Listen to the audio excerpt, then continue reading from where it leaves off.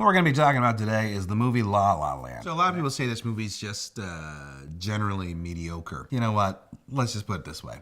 A lot of people worked really hard on this movie. The fact any movie gets made is slightly more than mediocre, and that a movie like this got made, well, that's even more than mediocre. Was there plot? Was there engaging characters or memorable music? I don't remember. Los Angeles, a city that runs on jazz? One of the comments being lobbied at La La Land, it is that it's white people trying to save jazz. Is anyone trying to save jazz? Black or white? People like what they like. And Ryan Gosling liking jazz is like, every other white guy that likes jazz. I don't get it.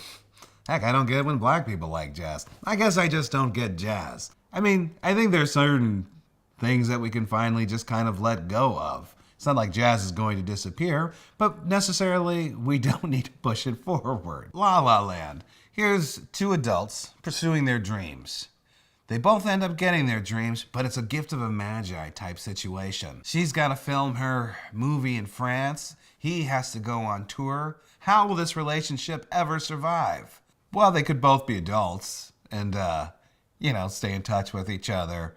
There's a lot of ways to make a relationship work, but, I understand that, as soon as I book my first big job, I'm going to say to my wife, there's just no way I can make this work because there's no phones or email or the willingness to sacrifice a part of my dream to make sure a relationship works.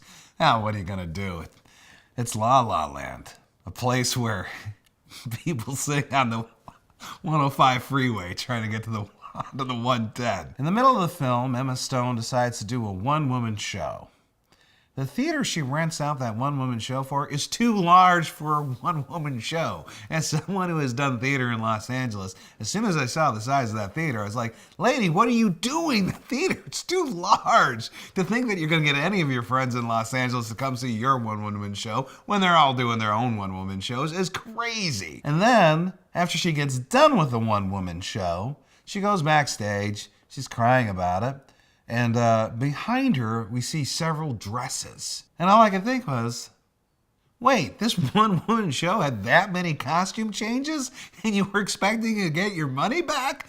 Your problem shouldn't be with Ryan Gosling not showing up to the show on time. It should be that you went way beyond your abilities on your first time one-woman show. I would honestly recommend people go watch La La Land. There are absolutely worse ways to spend a couple hours of your time. The singing is not terrible. There's a couple of wonderful dance numbers in it. And quite frankly, J.K. Simmons is, well, just a delight. Just an absolute delight.